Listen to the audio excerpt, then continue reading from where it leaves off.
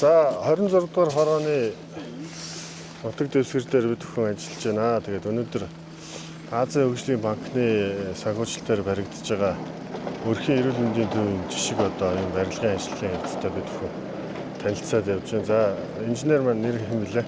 За гүйцэтгэгч компани захирал Гартмаа. Гартмаа. За Гартмаа захирал ажлын явц хэр одоо явцтай явж байна. За манай өрхийн эмнэлгийн ажлын явц одоо 60% гүйцэтгэлээрээ явж байна.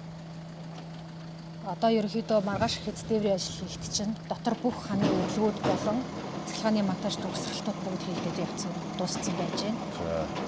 Дараа 7 хоногийн 5 дахь өдрөөс эхлээд бид нар гадны фасадынхаа ажилд орж эхэлж байгаа. За. Тийм. Энэ явцтай. За хэдүүлээ дотгошоогоо нэг орой.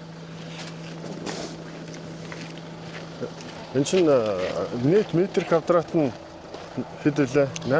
825 метр квадрат талбай бүхий. Талбай бүхий. Тийм одоо ерөнхий хагас зөөртэй 2 давхар барилга байгаа. Жишг барилга болж байгаа тийм ээ. За. Нөгөө тулгамдаад байсан асуудал чинь нөгөө дэд үт цахилгааны асуудал байгаа шүү дээ тийм ээ. Тийм гадны инженерийн шугамшилжээний асуудал. Нэгдүгээрт.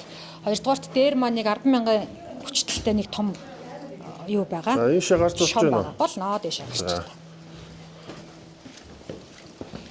10,000 шон байгаа тий. Тэр маань барилгатай их ойрхон дээврээс нэг 3 метрийн зайтай л байна одоо. За. Тэр чинь нийт толгондоо нөгөө зардал нь нөгөө дүүрэг нөгөө гэрэн дээрээ бид нар чинь орон нутаг хариуцна гэд тусгацсан байгаа шүү дээ тий. Тий. Тэгээ бид бүхэн сая дүүргийн иргэдийн төлөөлөлтийн хоролдоо өнөөдөр бас болсон. Тэгээд энд шаардлагадах нөгөө гадны шугам сүлжээний ажлын зардал болох 360 орчим сая төгрөг баха. За.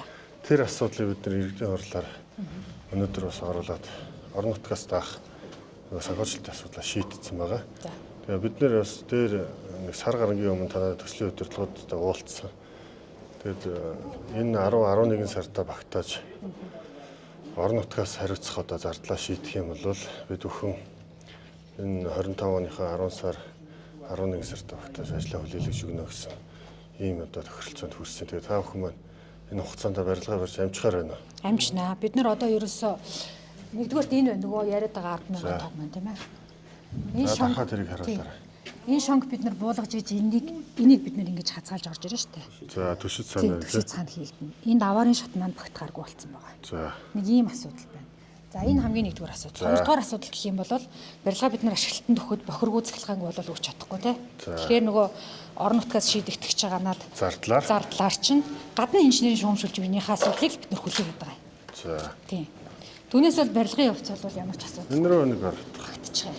Барилгын хийцлэл ажлын хувьд бол ажил бол 10 сартаа ер нь багтаад багтана. Манайх дуусчихъя гэж юм шүү дээ. 35 санжийн хөнгөн блокын дүүргэлттэй. За. Тий. Тэгээ гадна талдаа 20 санжийн чулуун өвөнд дулаалгатай металл фасадтай. За. Газар дээврийн хувьд бол дээврийн хувьд бол бид нэр галж чаддаггүй гал дэмждэггүй хөөстэй мембран дээвртэй.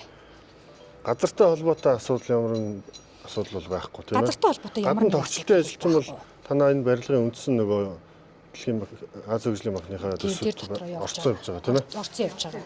Тийм. За 26 дугаар хороо маань одоо болвол нөгөө өөрийнхөө хорооны барилга дээр өрхийн эрүүл мэндийн төвөнд ажиллаж байгаа тийм үү хоёр маа.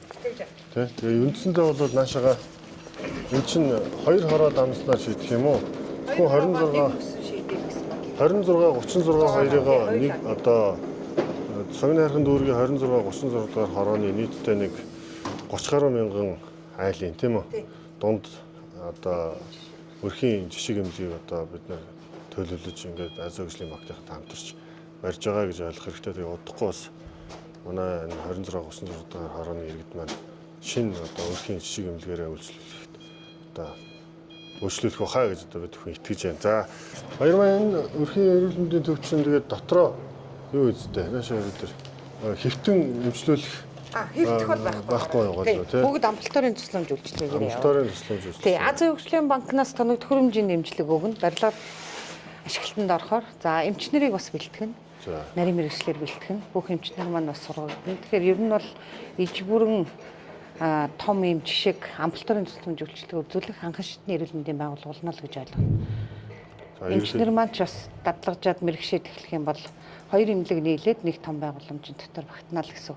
Яг хөө зүгээр нэг хэсэгтээ сургалт мургалт гэдээ бас цаг хугацаа бас жоох юм зарцуулагдах л байна. За.